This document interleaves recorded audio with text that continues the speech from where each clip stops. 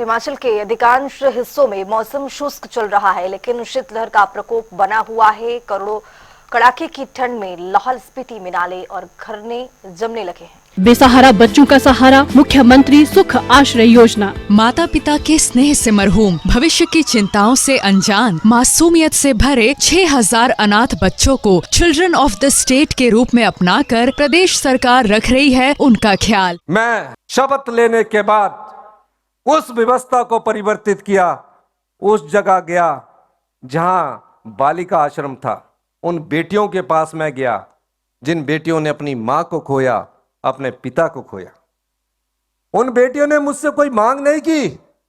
उनके हॉस्टल में गया, उनके खाने की रसोई में गया।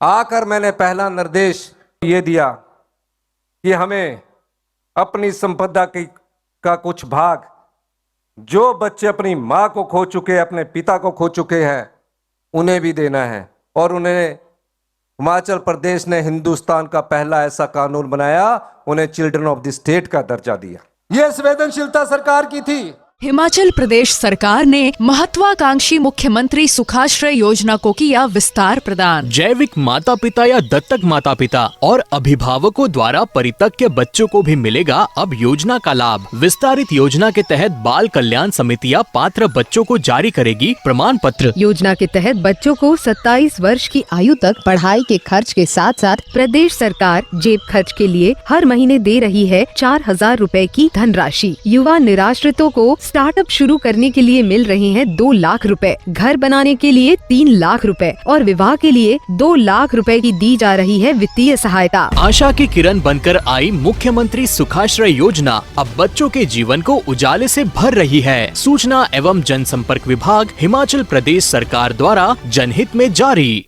तो वहीं दादरा में नाले और चंद्रभागा नदी के किनारे ये जमने लगे हैं। तो वहीं चंबा, ऊना, बिलासपुर और हमीरपुर में 19 दिसंबर तक शीतलहर की चेतावनी जारी की गई है। ऐसे में सुबह और शाम के वक्त हाड़ कपा देने वाली ठंड ने लोगों को घरों में दुबकने पर मजबूर कर दिया है। तो वहीं सुबह के वक्त पानी की पाइप भी जम जाती है, जिससे पानी की आपूर्ति बाधित हो रही है। और ये 2 तस्वीरें भी आपको दिखा रहे हैं कुल्लू और चंबा की, जहां पर लगातार बढ़ते ठंड के प्रकोप के कारण अब लोगों का जनजीवन भी प्रभावित हो रहा है।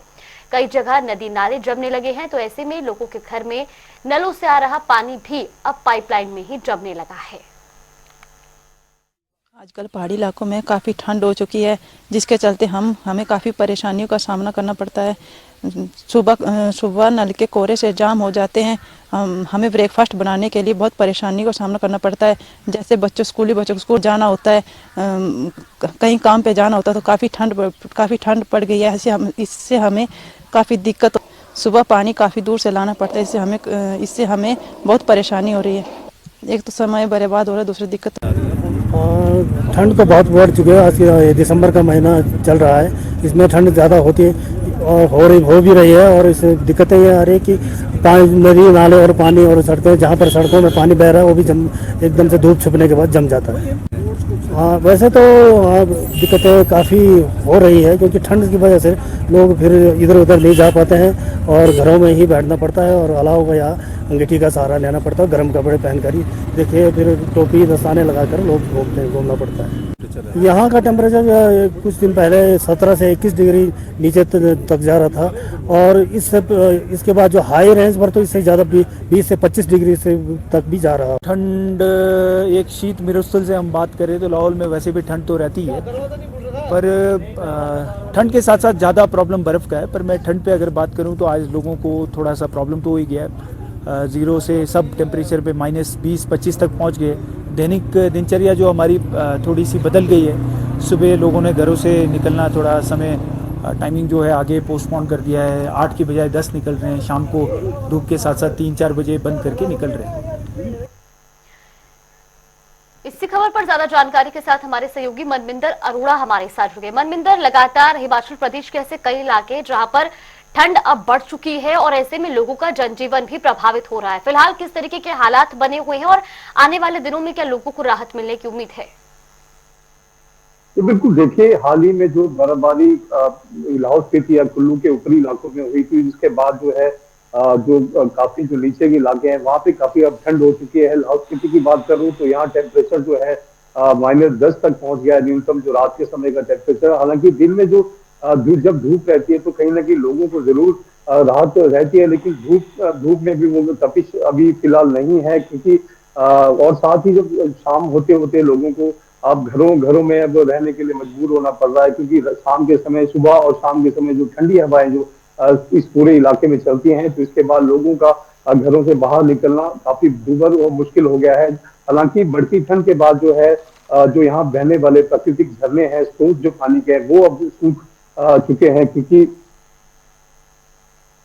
जी मनविंदर, आपसे जानना चाहेंगे कि जिस तरह से कड़ाके की ठंड वहां पर पड़ रही है, लगातार अलर्ट भी जारी किया गया है, लेकिन वहां पर जो चीजें बाधित हो जाती हैं, यातायात बाधित हो जाती हैं, जल को देख रहे हैं कि नल में भी पूरे जो जल है वो बर्फ की तरह निकल रहे हैं, लेकिन वहां पर लोगों के रहने में कितना मुश्किलों का सामना करना पड़ रहा है, जहां पर लोग आ रहे जा रहे, उनको आने जाने में कितनी परेशानियों का सामना करना पड़ रहा है मनविंदर? तो बिल्कुल सही तौर पर जैसे ही सर्दियां आती है, खासतौर लाहौल स्पीति के लोगों की बात करूं तो स्थानीय जनजीवन जो है इस पर, उन पर जो खासा प्रभाव इसका देखने को मिलता है। तस्वीरें आप देख सकते हैं कि जो स्रोत थे वो अब ठंड के चलते जो है वो पूरी तरह जम चुके हैं। ऐसे में जो यहाँ पानी की जो किल्लत अब इस पूरे क्षेत्र में होने लगी है। हालांकि जो ऊपरी इलाके हैं वहाँ पे तापमान, लोगों का कहना है कि 20 से 25 डिग्री तक वहाँ पे तापमान पहुंचता है। तो ऐसे में आप समझ सकते हैं कि इतनी कठिनाई जो लोगों को इस इलाके में होती होगी। सुबह शाम जो है लोगों का घरों से बाहर निकलना वो मुश्किल हो जाता है। सबसे खास बात है इन दिनों जो स्कूलों में जो एग्जाम अभी चले हुए हैं, तो ऐसे में बच्चों का सुबह 8 बजे तैयार होकर स्कूल पहुंचना वो भी काफी मुश्किल भरा रहता है। तो ऐसे में जो है अब बढ़ती ठंड के बाद जो है यहाँ बहने वाली जो चंद्रा और भागा नदी है वो भी अब जमना शुरू होगी। तो इससे आप अंदाजा लगा सकते हैं कि खासतौर पर अगर लाहौल स्पीति की बात करूं तो लाहौल स्पीति के लोगों के लिए यहाँ की मुश्किलें अब सर्दियों के लिए कितनी मुश्किल भरा जो रहता है। हालांकि लोग जरूर इसके आभासी होते हैं कि उन्हें पता है कि कितनी ठंड है और इसके आदी भी रहते हैं, लेकिन कहीं न कहीं दिनचर्या जो है लोगों की खासी तौर पर इससे प्रभावित होती है। हालांकि अब क्योंकि सर्दियां अभी और आनी है और अभी बर्फबारी जो पूरे इलाकों में अभी होनी है, तो ऐसे में जनजीवन पर इसका खासा प्रभाव जरूर पड़ेगा। बहुत शुक्रिया मनविंदर तमाम जानकारी साझा करने के लिए। तो बताते चले आपको कि हिमाचल प्रदेश में कई जगहों पर स्थिति ऐसी बनी हुई है, कड़ाके की ठंड पड़ रही है, लोगों का जो जनजीवन है वो पूरी तरह से प्रभावित हो रहा है, लोग परेशान हो रहे हैं और कहीं पर गर्मी भी देखी जा रही है।